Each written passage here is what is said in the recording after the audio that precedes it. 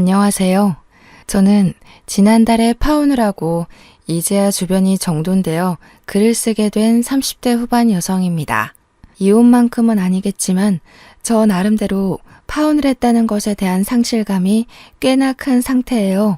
글을 쓰게 된 원인도 누구한테 속 편하게 속풀이할 데가 없어서 커뮤니티를 찾다가 라디오를 알게 되었습니다.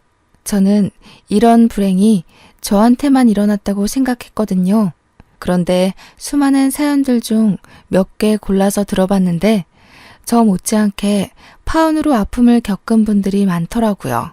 살짝 위안도 되면서 한편으론 저처럼 봉변당한 분들의 상처가 안쓰럽기도 하더군요. 고충이 있더라도 이런 곳에 사연을 쓰지 않는 사람들도 많을 텐데 그런 분들까지 다 합치면 도대체 부당을 겪는 사람들이 얼마나 많은 걸까요? 세상살이 좀 행복하고 즐겁고 싶은데 그 단순한 것이 이렇게나 어려운 것인 줄은 몰랐네요. 저는 이번 파혼이 결혼 파투를 떠나서 사람 자체에 대한 신뢰에 대해 다시 생각하는 계기가 되었거든요. 제가 어떤 일을 겪고 하소연을 하러 왔는지 꼭 한번 들어봐 주세요. 제 개인적인 생각인데 결혼을 하려면 서로 간의 신뢰가 무조건 밑바탕으로 이루어져야 된다고 생각하거든요. 그런데 저는 결혼 시작도 하기 전에 배우자에 대한 신뢰가 떨어졌다는 거예요. 그럼 제가 배우자에게 미련이 남았다고 하더라도 그 관계는 끝내야 하는 게 맞는 거잖아요.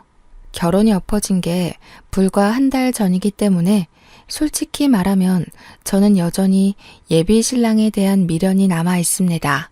그럼에도 불구하고 훗날의 불행을 무시할 수 없어서 파혼을 했어요. 이유는 간단하게 말씀드릴게요. 돈 문제였습니다. 사랑하는 사람과의 사이를 방해받는 장애물 중 손꼽히는 것 하나가 바로 돈 문제가 아닌가 싶은데요. 제가 바로 그 문제 때문에 걸려 넘어져 예비신랑과 헤어지게 되었습니다. 그래도 5년을 사귀고 결혼 약속을 하게 된 건데 5년 세월이 허무하게 돈 문제로 파혼을 하냐 그렇게 생각하는 분들이 있을지는 모르겠어요. 아마 결혼에 대해 환상을 갖고 있다면 그런 생각을 할지도 모르겠죠. 저는 예비신랑과의 결혼 생활에 로망이 있었지만 그렇다고 앞을 내다보지 못하는 성격은 아닙니다. 저희 친정과 시댁 이야기를 해볼게요. 양가 집안은 소득이 비슷한 수준이었습니다. 물론 살고 있는 집 건물은 우리 친정이 좀 더 땅값 높은 곳에 위치했어요. 하지만 예비 신랑이 얘기하는 예비 시댁 소득만 들었을 경우엔 저희 집 형편보다 훨씬 나은 위치에 있어서 그저 예비 시부모가 소소하다고만 생각이 들었습니다. 예비 신랑 말로는 예비 시부모가 소고기 식당을 하고 있다고 했고 매출이 연 10억은 되는 곳이라고 자랑스럽게 말한 적이 있어요. 그래서 제가 당시 결혼하려고 모은 자금이 1억 8천 정도 된 것에 비해 예비 신랑이 한 9천 준비한 상태였더라도 딱히 예비 신랑이 돈이 없어서 못 모았다고는 생각하지 않았어요. 오히려 예비 시댁이 그만큼 돈을 버는데도 자기 힘으로 결혼 자금을 마련한 예비 신랑이 기특하기까지 했습니다. 예비 신랑의 효심을 본받아 저도 웬만하면 친정에 손 벌리지 않으려고 했죠. 그럼에도 집만큼은 친정에서 주는 호의를 무시하지 못했는데요. 저희 친정에서 전세로 세를 내놓은 집이 하나 있었거든요. 그 집이 건축도 얼마 안 됐고 집값 높은 아파트였어요.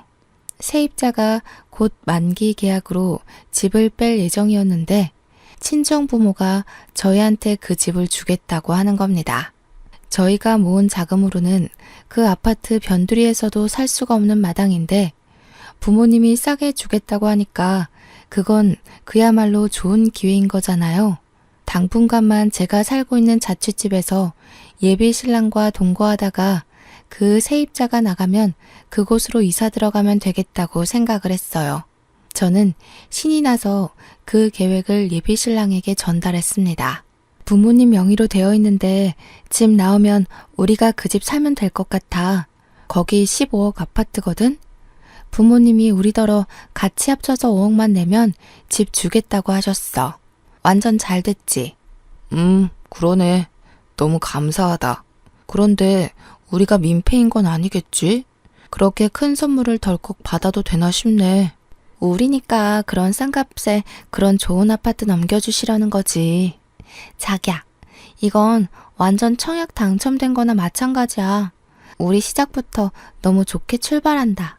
원래는 친정 부모님이 저희한테 아파트를 그냥 넘기겠다고 하셨어요.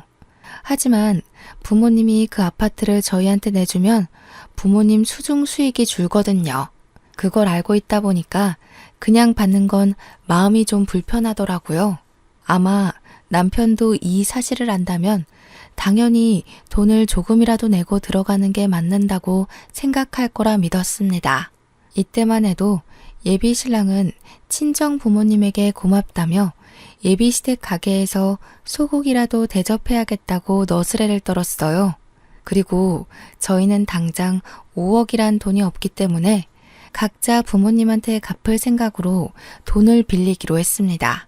양가 부모님 다 2억 5천 정도는 빌려줄 수 있는 능력이 되시는 분들이었거든요. 그래서 당시에 예비 신랑도 예비 시댁에게 말해 2억 5천의 돈을 빌리겠다고 했었어요. 그때 시점에서 며칠 뒤에 15억 아파트 세입자가 빠질 예정이었는데 저희가 당장 목돈을 마련할 수 있는 여건이 안 되잖아요. 이 계획은 서로 부딪히는 의견 없이 수월하게 서로 수용했었습니다. 혼수의 경우는 새 집에 들어가게 되면 새로 구입하기로 했고요. 그렇게 제 자취방에서 동거를 먼저 시작했는데요. 동거를 먼저 하게 된 것도 예비 신랑의 출퇴근 동선 때문이었어요.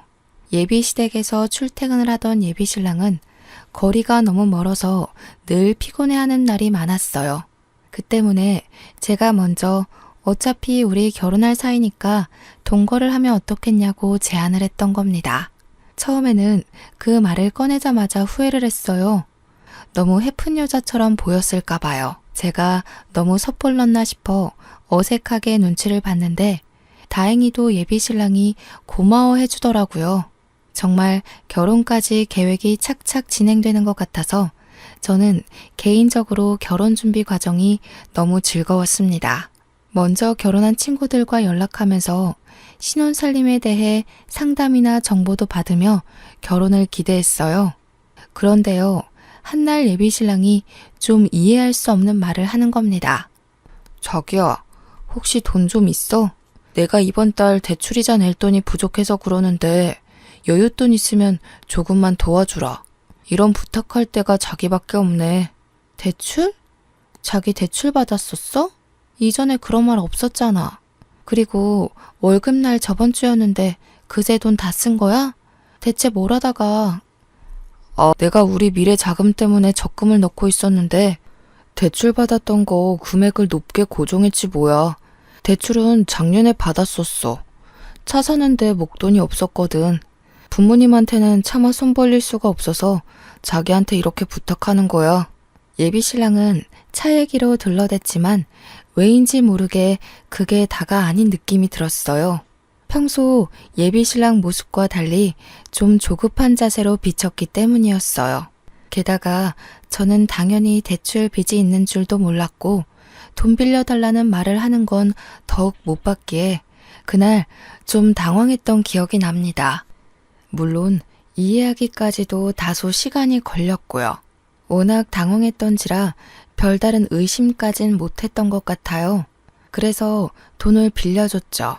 오죽 급했으면 나한테 말했을까 싶기도 했고 예비 시댁까지 사정을 알리고 싶지 않아 하는 예비 신랑의 자존심도 지켜주고 싶었어요. 제가 흔쾌히 빌려주니까 예비 신랑은 이미 그것만으로도 미안해서 고개를 들지 못했습니다. 미안해. 돈 문제는 사이가 가까울수록 더 조심해야 되는 건데. 걱정 마. 적은 돈도 아니고 이건 내가 꼭 갚을게. 너무 고마워 자기야. 우리 사이에 뭘 그렇게까지 미안해. 어차피 자기 돈이나 내 돈이나 훗날 우리 미래를 위해서 같이 쓸 돈인걸. 도움 필요하면 부담 느끼지 말고 말해줘. 혼자 끙끙 앓는 것보다 난 이런 것까지 다 공유하고 싶어. 그때 저는 정말 진심으로 예비 신랑이 돈 때문에 기죽는 게 싫었습니다. 저도 참 순수한 마음이었죠. 예비 신랑 배경이 돈이 없는 사람도 아닌데 저한테 몇백 빌리는 걸로 고개를 숙이는 것을 보니 그 순간만큼은 저희 사이가 왠지 남처럼 느껴져서 더 흔쾌히 돈을 내준 것도 있어요. 언제든지 도움 필요하면 말하라고 했던 것도 저희가 그만큼 가까운 사이라는 걸 예비 신랑이 알아줬으면 했었죠. 하지만 돈 빌리는 게 처음만 어렵지 두 번, 세 번 갈수록 요구가 쉬워진다는 걸 느꼈는데요. 예비 신랑이 제게 돈을 요구하는 날이 점차 늘어갔습니다. 그때마다 예비 신랑이 저를 찾아와 하는 변명은 가지각색이었어요. 부모님이 미성년자인 줄 모르고 술을 파는 바람에 2달 영업정지를 당해서 매출이 반토막 났다든지 목돈으로 건물을 사는 바람에 당장 권리금 낼 돈이 부족하다든지 엄마가 크게 사고가 났는데 여기저기 건물에 묶인 돈이 많다 보니까 수술비가 없다든지 등등이요. 예비 신랑은 자기를 좋아하는 제 마음을 너무 잘 알고 있어요. 그래서 제가 자신의 요구를 거절하기 난감한 이유들만 쑥쑥 골라 들먹이면서 제 돈을 빌려가는 날이 많아졌습니다. 저는 왠지 모르게 돈을 뺏기는 느낌을 받으면서도 예비 신랑에게 언제든지 도움 청하라고 뱉은 말이 있기 때문에 돈을 계속 빌려줬어요. 그리고 또 예비 신랑을 단연 믿기 때문에 돈 주는 것에 주춤거림이 없었죠. 그러다 보니 제 급여마저 예비 신랑에게 넘어가느라 빈털터리가 되었다는 걸 느꼈는데요. 하필 그날 예비 신랑이 또 돈을 빌려달라고 하더라고요. 자기야, 급한 건 알겠는데 이젠 우리 결혼 자금에 손대야 돼. 나도 빌려주고 싶지만 이번 달은 자기한테 월급까지 토막내서 빌려준 거야. 아, 그렇지. 우리 결혼 자금은 손대면 안 되지. 내가 자기 돈 빨리 갚아줘 줬어야 하는데 미안해.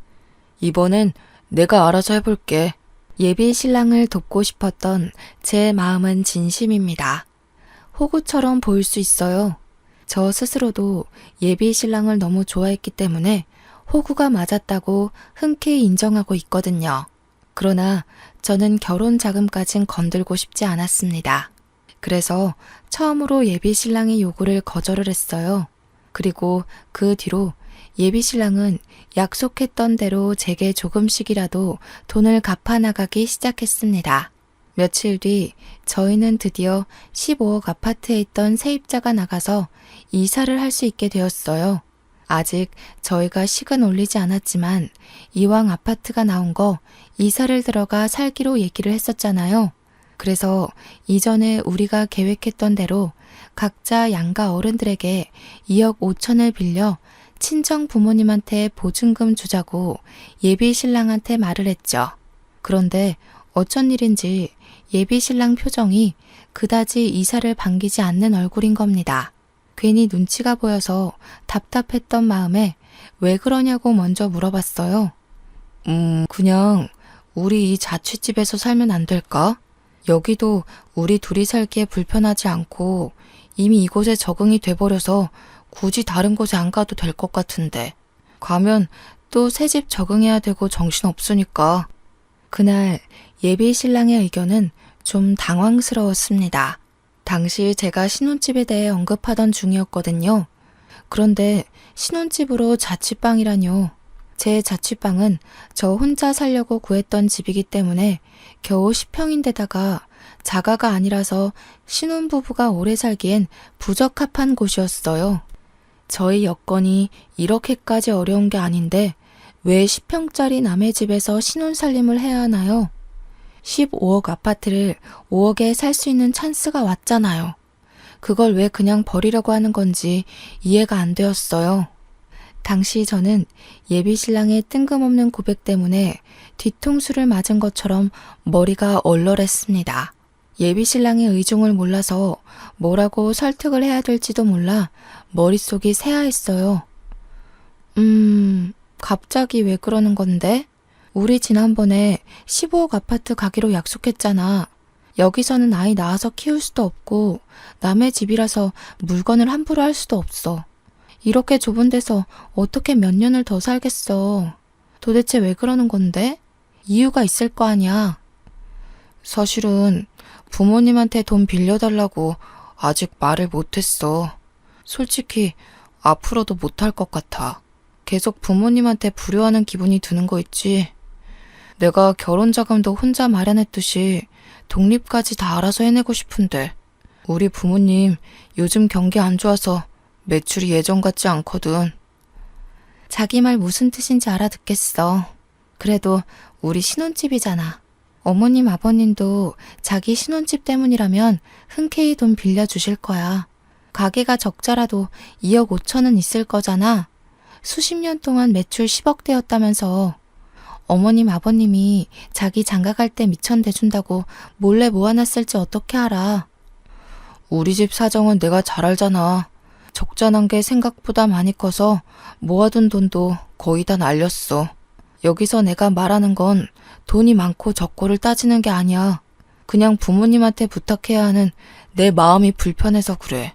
저와 예비 신랑은 그날 대화를 다 마무리 못하고 결국 어영부영 말을 끝냈습니다. 아무것도 결정되지 않은 상황에서 친정 부모한테 연락이 왔는데 예비 신랑의 입장 때문에 아파트 입주를 못할 수도 있다는 말을 못하겠는 거예요. 또 저는 예비 신랑 생각과 달라서 신혼살림을 그곳에서 시작하고 싶었거든요. 부모님께 어떤 대답도 솔직하게 전하기가 좀 그래서 일단은 직장 시기가 바빠 한 달만 이사를 미루기로 했다고만 했습니다. 그리고 제가 생각한 방편은 예비 시댁에 찾아가 대화를 나눠보는 것이었어요. 예비 신랑이 알면 못 가게 할 게 뻔할 테니 몰래 연차를 내서 차를 몰고 예비 시댁을 가야만 했습니다.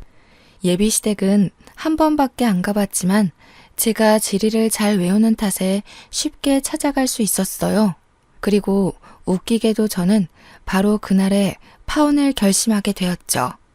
예비 시댁 가게가 11시에 오픈을 한다는 말을 들은 적이 있어서 일부러 그 시간 전에 찾아갔습니다. 제가 연락도 없이 찾아갔더니 예비 시댁이 깜짝 놀라다가도 저를 반겨주더라고요. 저는 예비 시댁의 환대를 받으며 아침상 대신 차 한 잔을 대접받았습니다. 이 먼 길을 어쩐 일로 왔을까? 연락도 없이 와서 놀랐네. 그런데 혼자 온 거니? 우리 아들은 같이 안 왔고? 네, 어머님. 제가 여기 찾아온 건 비밀로 해주셨으면 해요. 그이가 마음이 여리잖아요. 어머님, 아버님께 꼭 해야 하는 말을 못하는 것 같아서 제가 대신 전하려고 찾아왔어요. 연락도 없이 온 건 정말 죄송해요. 아니다, 아니야. 우리 사이에 죄송할 게 뭐가 있니? 이제 가족이 될 사이인데 아무 때나 방문하면 어때서? 그래, 편하게 말해봐. 뭔데 그러니? 다름이 아니라 저희 친정에서 해주기로 한 신혼집 이야기인데요. 그이한테 전해 들으셨는지는 모르겠어요. 그 아파트가 15억인데 저희 부모님이 5억의 집을 내준다고 하셨거든요. 근데 저희가 모은 돈이 조금 모자라서 각자 부모님께 빌린 후 갚는 걸로 하겠다고 말을 다 맞춰놨는데 갑자기 그이가 안 하겠다고 해서요. 그래서 제가 신뢰를 무릅쓰고 예비 신랑을 대신해서 부탁하러 왔다고 솔직하게 얘기를 했습니다. 그런데 사람이 말을 하다 보면 대충 공기의 흐름을 눈치챌 수는 있잖아요. 제가 최대한 알아듣기 쉽게 그리고 예의 있게 신경 써서 말을 했는데 내내 분위기가 이상하더라고요. 두 분이서 저를 앞에 두고 대놓고 쑥덕거리는데 제가 확실히 놓치는 부분이 있는 듯한 기분이었습니다. 저는요, 이렇게 말을 하면 당연히 예비 시부모가 아들을 위해 그 정도는 빌려줄 거라고 생각했습니다. 왜냐하면 예비 시부모 가게 매출이 연 10억이면 저희 집 소득보다 높은 편이었거든요. 예비 신랑 말로는 적자 난 지가 두세 달이라고 하는데 두세 달 만에 매년 10억대 매출이 동날 수가 있나요? 그래서 제가 첫 서사를 뱉으면 예비 시부모가 기다렸다는 듯이 알아채고 흔쾌히 부탁을 들어줄 거라 생각했어요. 그런데 제가 본 예비 시부모의 반응은 전혀 제 얘기를 이해 못하는 얼굴이었습니다. 제 얘기가 갑작스러우실 수 있어요. 그이가 부모님께 불효하는 것 같다고 그동안 숨겼으니 이런 제안이 당황스러운 게 당연하죠. 하지만 요즘 집값 비싼 거 아시잖아요. 15억 아파트를 5억에 매매할 수 있다는 건 정말 행운이에요. 저는 저희 부모님께 벌써 말씀드렸어요. 어머님, 아버님만 그이한테 조금 보탬이 돼주시면 안 될까요? 조금 많이 당황스럽긴 하구나. 그런데 아마 아파트 얘기를 미리 해줬다고 해도 그 제안은 우리한테 무리이지 않나 싶어. 우리가 그만한 형편까진 안 돼. 요즘 경기 안 좋아서 장사가 잘 안 된다고 듣긴 했어요. 그래도 어머님, 아버님 장사 수익이 연 10억이었다고 들어서 힘에 부치는 액수는 아닐 거라고 생각했거든요. 힘드시다면 할 수 없네요. 다른 방법을 알아보겠습니다. 저는 예비 시댁과 의논을 하러 간 거지 강요를 하러 간 것이 아니기 때문에 길게 대화를 할 생각이 없었습니다. 그런데 예비 시부모가 제 말에 더 크게 놀라더니 손사래를 치더라고요.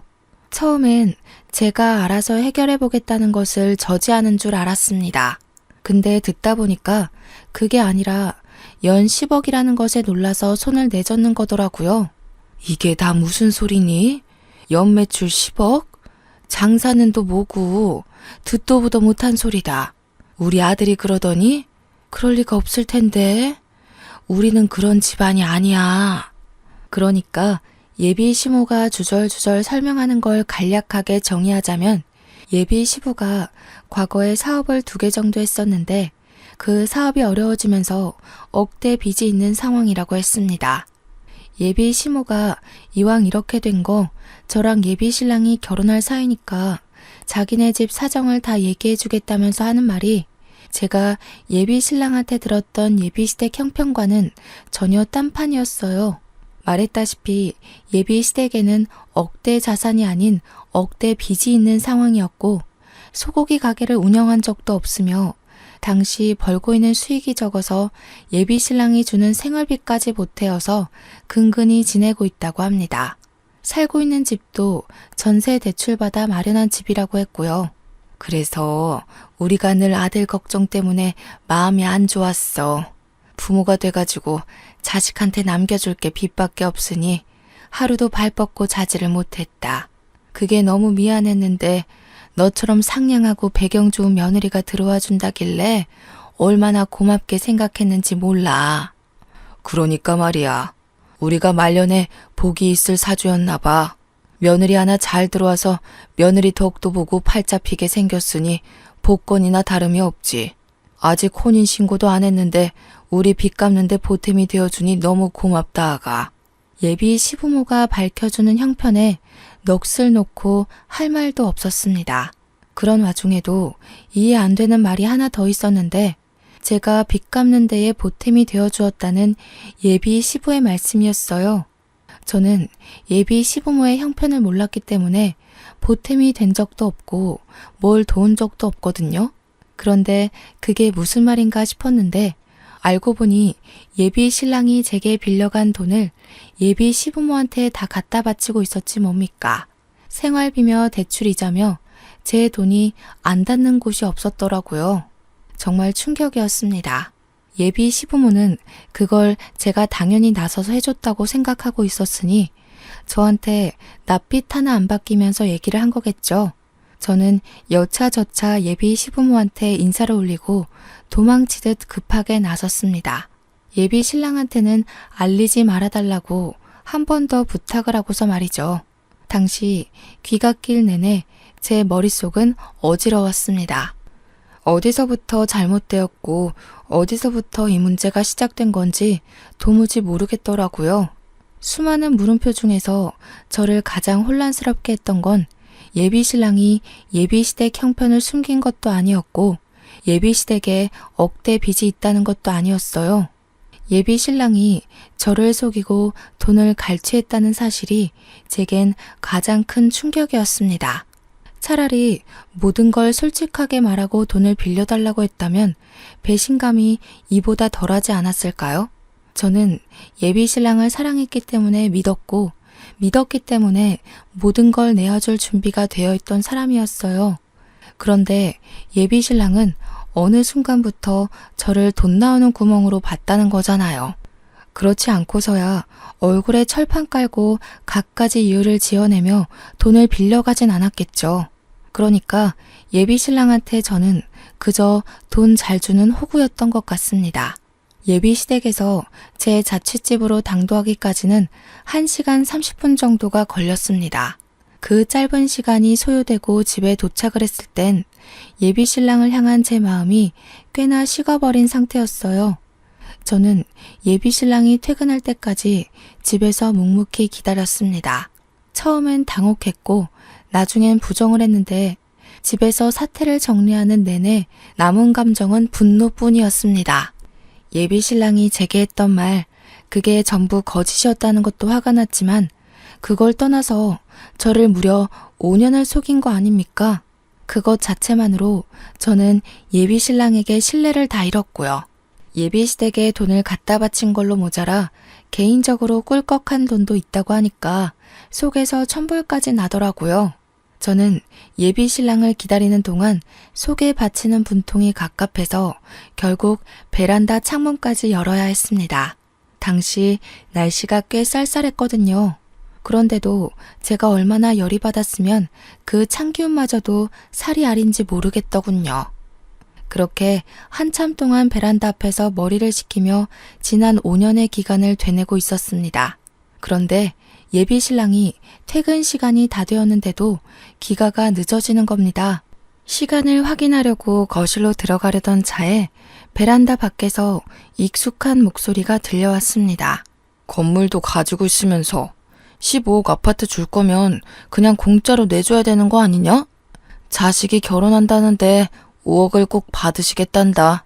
심지어 여자친구는 자기 부모님한테 손 벌리기 싫다고 5억을 흔쾌히 해가겠다고 했대. 나 같으면 돈 좀 있는 부모님 덕 실컷 볼 텐데. 진짜 있는 애들이 더 유난이더라니까. 순간 제가 잘못 들은 줄 알았습니다. 하지만 제 귀가 5년 연인의 목소리를 모를 리 없었고 저의 육감이 그 목소리가 예비 신랑의 것이 맞는다고 가리키고 있었어요. 그 뒤로도 예비 신랑은 통화를 길게 이어갔는데요. 제가 알던 사람이라고는 볼 수 없는 어마어마한 사치꾼이더라고요.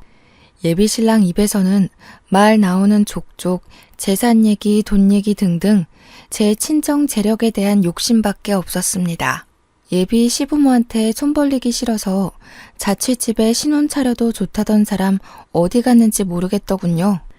예비 신랑도 15억 아파트에 갈망을 갖고 있었는데 들어보니 그 욕심이 저보다 훨씬 강하더라고요. 5억 마련할 돈이 없으니 그저 그 집을 공짜로 받고 싶어서 여태 연기를 한 거였어요. 그렇게 효자인 척 소소한 것에 만족하는 척을 하면 끝내 제가 친정 부모님한테 말해서 자기 몫의 5억까지 빌려줄 거라 생각했나 봅니다. 그날만을 기다리고 있다는 뻔뻔한 소리까지 하는데 얼마나 기가 차던지. 예비 신랑이 쥐뿔도 없는 걸 알아버려서 그런지 통화 내용뿐만 아니라 5년 동안의 예비 신랑 이미지가 전부 거지 근성으로 보이기까지 했습니다. 저는 그 이후 더 이상 예비 신랑 통화를 엿듣지 않았어요. 그것만으로도 충분히 예비 신랑의 실체를 알았고 제가 앞으로 행동을 어떻게 취해야 하는지도 알 수 있었거든요. 예비 신랑이 바로 1층 화단 앞에 서 있었는데 저는 그걸 그냥 두지 못하고 냉장고에 있는 콜라를 가져와서 부어버렸습니다. 통화를 하다 말고 소리를 지르며 콜라 사례를 처맞던 예비 신랑이 뒤늦게 올려다봤을 때 저는 들고 있던 페트병을 던졌고 예비 신랑은 제 얼굴을 확인 못하고서 면상을 전통으로 맞았습니다. 얼마 뒤 예비 신랑이 쫄딱 젖은 채로 열을 내면서 집에 들어왔더라고요. 콜라 단내를 풀풀 풍기면서 잔뜩 짜증이 난 얼굴이었는데 저더러 이 원룸 건물에 미친놈 산다면서 자기가 당장 경찰을 불렀다고 했습니다. 경찰을 불렀다라. 제 입장에선 오히려 잘 됐다 싶었어요. 저는 그대로 주머니에 있는 폰으로 몰래 녹음 기능을 켰습니다. 자기, 나한테 갚아야 될 돈 있지? 내 통장에 기록이 다 기재되어 있어서 얼마 빌려간 건지 모르겠으면 내역 뽑아줄 수도 있어. 근데 그거 정말 갚을 거야? 당연하지. 갚을 거라고 했잖아. 우리가 아무리 가까운 사이지만 어떤 관계는 돈 문제는 확실히 해야 돼. 신뢰의 가장 기본되는 부분 아니겠어? 그래, 돈 문제가 신뢰의 대표적인 예시이긴 하지. 갚는다는 약속해줘서 고맙네. 갚을 의사가 있다는 걸 표현만 했다면 차용증 없어도 법적으로 보호받을 수 있다더라. 이제 짐 싸서 나가줘. 제 말을 단번에 이해 못하던 예비신랑은 안 그래도 콜라 때문에 짜증이 나는데 제가 다짜고짜 나가라고 하니까 더 언짢은 얼굴을 만들어냈어요. 그러면서도 여느 때처럼 제 기분을 먼저 생각해주는 착한 남자친구 역할을 하려고 억지로 입꼬리를 올리더라고요.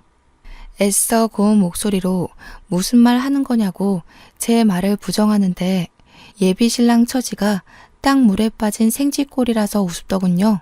어머님 아버님한테 우리 신혼집 보증금 좀 빌려달라고 부탁했었어. 그런데 2억 5천을 마련할 형편이 안 된다고 하더라. 왜 나한테 거짓말했어? 자기 집안이 소고기 식당 하는 억대 자산가라고? 장난해?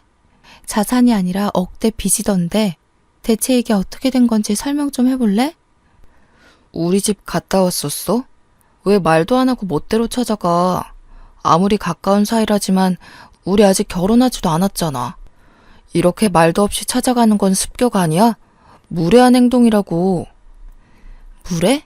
자기가 나한테 말도 안 하고 속여온 5년에 비하면 그건 아무것도 아니지 않아? 우리 친정이 아파트 공짜로 안 주는 게 그렇게 억울했니? 돈 좀 있는 처가댁 덕 보면서 졸부처럼이라도 살아보려고 그랬던 거야? 여태까지 나한테 보였던 마음 중에 진심은 있었어? 정말 자기한테 크게 실망했어. 뭐야? 자기가 나한테 콜라 뿌린 거야? 미쳤어? 스토커도 아니고 남의 통화를 왜 엿듣고 있었는데? 이 와중에 자기는 그저 콜라 처먹은 게 억울한가 보구나. 그럴 때가 아닐 텐데. 상황 파악도 못하네. 어머님 아버님은 너 이러고 다니는 거 모르시더라. 불효를 저지르는 것 같아서 부모님한테 손을 못 벌리겠다고 했었어? 자기가 말하는 효도는 뭐야? 남의 집 등쳐먹으면서 돈 갖다 바치는 거? 자기가 솔직하게만 말했어도 나 이렇게 끝내진 않았어. 자기는 나랑 우리 부모님을 모욕한 거야. 제게 계속 성난 얼굴을 하고 있던 예비신랑은 제가 파혼을 하겠다고 하자 그제야 당황하면서 제 손을 잡았습니다. 화풀나고 어떻게 된 건지 다 설명하겠다면서 왜 그럴 수밖에 없었는지도 모두 숨김없이 밝히겠다고 저를 살살 구슬리더군요.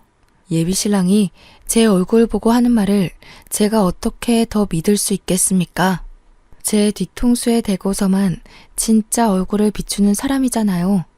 콜라 범벅된 예비신랑의 손을 내친 저는 대답 없이 손수 현관문을 열어줬습니다. 그대로 예비신랑을 밖으로 내몰았어요. 제발 자기야. 남자가 빈털털이라고 하면 자기가 안 만나줄까봐 거짓말 좀 한 거야. 그게 그렇게 잘못이야? 남자의 순정은 앞뒤 상황 안 보고 그렇게 돌진할 수도 있는 거라고. 나 정말 자기한테 진심 아니었던 적이 없어. 어머님 아버님이 나더러 뭐라는지 알아? 시댁이 거지 형편인데도 흔쾌히 며느리 하겠다고 해줘서 고맙다고 하더라. 나보고 자기네들은 혼수해 줄 돈이 없으니까 돈 많은 우리 부모님한테 잘 말해서 신혼집 공짜로 해달라는 거 있지? 네가 바랬던 것처럼 말이야. 그건 우리 부모님이 뭘 착각해서 그런 거야. 빚 많은 거 숨긴 건 미안해. 그것 때문에 부모님이 헛꿈을 꿔서 그런 거지 절대 너한테 빌붙으려는 의도로 말한 건 아니야. 내가 부모님한테 다 설명해 놓을게. 절대 네 돈 들어가게 하는 일 없게 할게. 응? 다들 그동안 나를 호구로 봤겠구나. 너나 시부모님이나 나한테 당연하게 요구하는 것 보면 정말로 우리 집을 통해서 그 수억대 빚을 해결해 볼 심산이었던 거야. 바보같이 남자의 눈이 먼 나도 잘못이겠지만 그 순수한 마음을 이용한 네가 진짜 개자식이야. 저는 예비신랑의 변명조차 그만 듣고 싶어서 급하게 문을 닫으려고 했습니다. 그런데 예비 신랑이 그걸 막아서며 그 사이로 무릎을 꿇어앉는 거 아니겠습니까? 그러면서 하는 말이 정말로 가관이었는데요. 그럼 순순히 파혼할 테니까 이번 달 대출 이자만 빌려달라고 하더라고요. 저 아니면 돈을 구할 데가 없대요. 어떻게 파혼하는 마당에 그런 소리를 할 수가 있는 거죠? 어처구니 없어서 그냥 문 닫으려고 하는데 예비 신랑이 갑자기 자세를 일으켜 제 어깨를 센 힘으로 붙잡았습니다. 좀 전까지는 나름 자기가 지켜온 이미지를 유지하려고 애를 쓰고 있었다면 이제부터는 이게 바로 예비 신랑의 본 얼굴인가 싶을 만큼 낯선 모습을 보였어요. 내가 너한테 쏟은 시간이 얼만데 너한테 나만큼이나 잘해줄 사람 있을 것 같아? 잘 생각해. 네 나이 적은 거 아니고 더 이상 너만 보고 헌신해줄 남자 없어. 여자는 나이 30부터 꺾인다는데 넌 30살도 이미 훌쩍 넘겼잖아. 나랑 끝내면 네 처지 헌신짝이나 다름 없어진다는 거 몰라? 아, 그래. 너는 날 여태 그런 식으로 생각하고 있었구나. 집안 배경은 어느 정도 되는데 나이가 많으니까 적당히 비위만 맞춰주면 재산을 갈취할 수 있을 거라고 생각했던 거지. 처음부터 그런 마음으로 나한테 잘했나 보네. 내가 헌신짝이 되더라도 애초에 구멍난 양말 수준이던 너보다는 멀쩡한 삶을 살겠지. 제가 예비 신랑의 정강이를 냅다 차버렸을 때 예비 신랑이 아파서 소리를 꽥 질렀는데요. 갑자기 저한테 손을 올리더라고요. 자기도 더 이상 저한테 참아주기 싫다면서 다 망해버린 마당에 자기 분한 마음이나 풀어야겠다고 제 얼굴에 손을 대려고 했습니다. 그런데 하늘은 제 편이었던 거죠. 때마침 예비 신랑이 신고했다던 경찰이 왔고 저는 경찰한테 도와달라 소리치며 예비 신랑이 나를 스토킹 당한다고 잡아가달라 했어요. 그랬더니 예비 신랑은 2명의 경찰에게 강하게 연행되어 1층으로 끌려갔습니다. 예비 신랑은 질질 끌려가면서도 저한테 욕짓거리를 내뱉었어요. 비록 모든 게 사기였지만 그래도 한때 제가 5년을 사랑했던 남자였는데 예비 신랑에게 욕을 가득 먹으니 기분이 참 생소한 거 있죠. 그러고 보니 5년을 연애하면서 예비 시부모 가게에 딱 한 번 가봤는데 그것도 남의 식당이었네요. 파혼을 하고 난 뒤에 한 번 그 가게를 찾아간 적이 있었는데요. 멀찍이서 지켜보니까 시부모가 그 소고기 가게에서 일을 하곤 있었지만 식당 사장님은 따로 있었고 2분은 그냥 직원으로 일하고 있더라고요. 그걸 저는 시부모님 가게라고 거하게 착각한 거였어요. 어쩜 제가 의심을 한 번 안 했었는지 모르겠네요. 하긴 어느 누가 매사에 탐정 모드로 의심하면서 살겠습니까? 제가 예비 신랑에게 너무 큰 마음을 주었고 많이 의지했던 탓을 해야겠죠. 이제와 돌이켜 생각해보니 예비 신랑 행동에는 참 수상한 것들 투성이었어요. 특히 예비 시부모랑 저를 잘 못 만나게 했거든요. 예비 신랑은 항상 예비 시부모가 바쁘다는 이유로 자기 부모님한테 방해되고 싶지 않다면서 딱 한 번 데려가 준 게 다였습니다. 그때도 이상함을 감지했어야 하는 건데 후회스럽네요. 제가 봐도 제 눈치가 많이 둔했던 것 같아요. 어쨌든 저는 단 하루 만에 파혼을 고민했고 결정지었습니다. 억대 빚이 있는 집안 때문에 저희 친정에까지 피해를 줄 수 없으니 파혼이 맞겠죠. 예비 신랑은 경찰에 끌려간 이후로 제게 찾아오질 않았어요. 진득하게 들러붙을 줄 알았는데 무슨 생각인지 발길을 완전히 끊어버렸더라고요. 아마 갚아야 될 돈 때문에 어떻게든 머리 굴려 금액을 깎으려고 계획 중일지도 모르겠어요. 저는 무조건 법의 힘을 빌릴 생각입니다. 변호사 선임할 여건이 안 되는 것도 아니고 제게 불리한 조건은 아무것도 없기 때문에 두렵지 않거든요. 아니나 다를까 한 2주 지났나? 예비 신랑이 제 주변을 어슬렁거리기 시작했는데요. 연민작전을 펼치기로 했나 봐요. 자기 부모님까지 팔아가면서 저한테 동정을 끌어내려고 애쓰더라고요. 자기 부모가 나를 보고 싶어 한다. 건강이 안 좋다. 마지막 가는 길 소원이 나랑 결혼하는 거다. 별소리를 다 하면서 제 퇴근길을 계속 막은 적이 있습니다. 이미 파혼한 지 2주나 지났는데 제발 저더러 파혼을 물러달라고, 앞으로 더 잘할 거고 돈 빌려달라는 소리 안 하겠다면서 절대 저한테 피해 안 주겠다고 하는데 이거 제가 믿을 수 있겠습니까? 무려 5년을 속인 사람이 하루아침에 반짝하고 변하겠냐고요. 예비 신랑의 집착은 제가 일 쉬는 날까지도 이어졌는데 집 앞에 찾아와서 같은 말로 계속 사정을 하는 겁니다.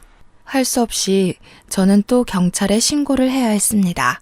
제가 자취집 계약 기간이 남아서 당장 이사를 나갈 수가 없는데 자꾸 이렇게 찾아오도록 내버려 두면 나중에 무슨 해코지를 할지 모르잖아요.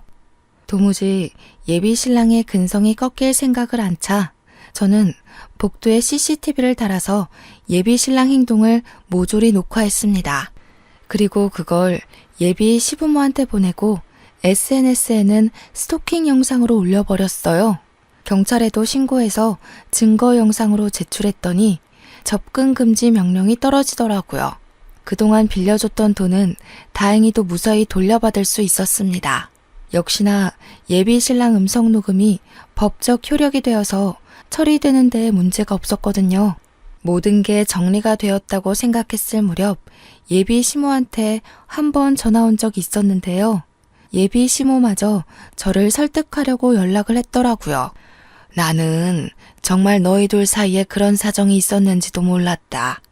우리 애가 나쁜 마음으로 그러진 않았을 거야. 집에서 네 자랑을 얼마나 많이 했었는데 한 번의 실수라고 생각하고 이번만 용서해주면 안 되겠니? 우리 애는 정말 너 없인 못 살아. 지금 일도 억지로 다니고 있어. 죄송해요. 그이는 저한테 단 한 번도 진심이었던 적이 없다는 걸 느꼈어요. 여기서 제가 용서를 해버린다면 저랑 저희 친정은 정말로 천치가 돼버려요. 저도 부모님께 불효는 하기 싫네요. 제가 손해보는 결혼을 한다면 부모님이 많이 속상할 거예요. 제 말을 이해하기 싫은 건지 예비 시모는 마치 예비 신랑처럼 끈질기게 매달렸습니다. 근데 예비 시모도 왠지 제 돈이 아쉬워서 붙잡는 것 같은 느낌이 들더라고요. 제 돈으로 빚을 조금씩 청산하고 있었는데 더 이상 제 도움이 없으니 다시 빠듯해서 잡는구나 싶었어요. 저는 결국 더 이상 예비 시모의 징징거림을 듣지 않고 죄송하다는 말만 한 뒤에 끊어버렸습니다. 제가 이 모든 것을 결혼하고 혼인신고한 뒤에 겪었다면 어쩔 뻔했습니까? 제 결혼이 엎어졌다는 것 자체는 무척 속상하지만 파혼으로 마무리 지을 수 있었던 걸 감사하게 생각하려 합니다. 그런데 한편으론 왜 하필 내게 이런 일이 일어났고 내가 파혼으로 안심을 해야 되는 경험을 했을까 세상이 원망스럽기도 했네요. 무사히 결혼할 수는 없었나 싶기도 하면서요. 결혼 준비는 참 힘들고 어려운데 결혼 엎어지는 건 물 쏟는 것처럼 참 쉬운 것 같습니다. 누군가는 천운으로 받고 누군가는 안타깝게 봐줬던 저의 파혼 과정은 이렇게 끝을 맺었습니다. 5년간 하루 이틀 아니고선 매일 붙어있던 사람이 없으니까 좀 허전하긴 한데요. 그래도 예비 신랑의 실체는 용서할 수 없을 만큼 저에게 큰 깨달음을 주었어요. 이 기억을 완전히 잊기엔 안타깝게도 제 나이가 좀 찼기 때문에 완벽히 지울 수는 없을 것 같아요. 곧 40을 바라보는 제가 아픈 기억을 세월로 덮어버릴 수 있는 어린아이의 나이는 아니니까요. 그래도 제가 그 사람을 평생 기억하면서 계속 성숙해지지 않을까 싶습니다. 이미 그 계기가 되기도 했네요. 제 이야기가 조금 시시하셨을지도 모르겠어요. 저보다 더한 고충 겪는 분들이 많기도 하던데 각자의 고충은 비교를 하는 게 아니라지만 그래도 제가 살짝 더 나은 사정에서 쉽게 해결이 되지 않았나 싶습니다. 그럼에도 누군가에게 배신을 당했다는 사실은 좋게 합리화하려고 해도 많이 아프네요. 제가 씩씩한 척 아무렇지 않게 사연을 작성하긴 한데 아직도 입맛이 없어서 밥을 잘 못 먹고 있어요. 갑자기 세상에 혼자 동떨어진 느낌이 드문드문 올라오더라고요. 그래도 이런 기회를 통해 마음속 이야기를 할 수 있어서 좋았네요. 이런 얘기 친구들한테도 사실 하기 조심스럽거든요. 분명 친구들이 저더러 바보라고 욕할 것 같아서요. 어쨌든 전 계속해서 극복해 나갈 예정입니다. 그래서 지난주에 요가 학원도 등록했어요. 마음 정돈하는데 좋을 것 같아서요. 다들 크든 작든 배신 안 당해본 경험 없을 거라 생각합니다. 내가 무너진다면 그것이야말로 완벽한 패배가 아니겠어요? 모두들 파이팅 하셨으면 좋겠어요. 감사합니다.